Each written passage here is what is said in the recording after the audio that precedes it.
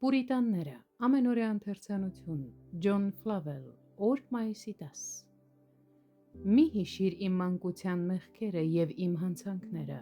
այլ քո ողորմության պես հիշիր ինձ, քո բարության համար, ով Տեր։ Սաղմոս 25-րդ գլուխ 7-րդ խոսք։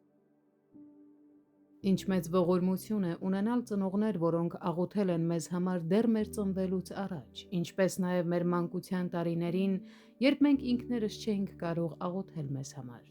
Այդպես արեցին Աբրահամն ու Աննան, և հավանաբար ձեզանից ոմանք էլ իրենց ծնողների աղոթքների պտուղներն ու պատասխաններն են։ Սա էր այն սուրբ ճանապարհը, որով նրանք շարունակեցին ընթանալ ձեր ողջ կյանքի ընթացքում, ձեր բոլոր հոգսերը, հատկապես ձեր հավիտենական վիճակի մասին մտահոգությունները,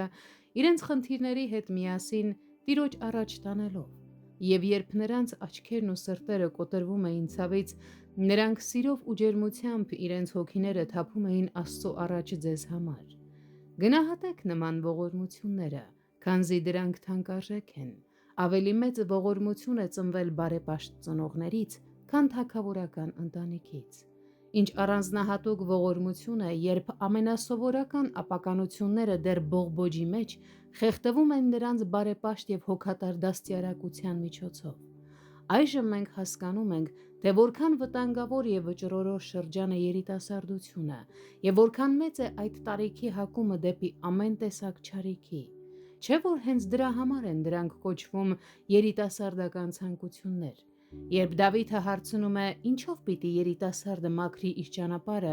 սա արդեն բավական պարզ կերպով ակնարկվում է հենց այդ հարցի մեջ, որ երիտասարդի ճանապարհը անցնում է աշխարհի ապականությունների միջով իր երիտասարդության տարիներին։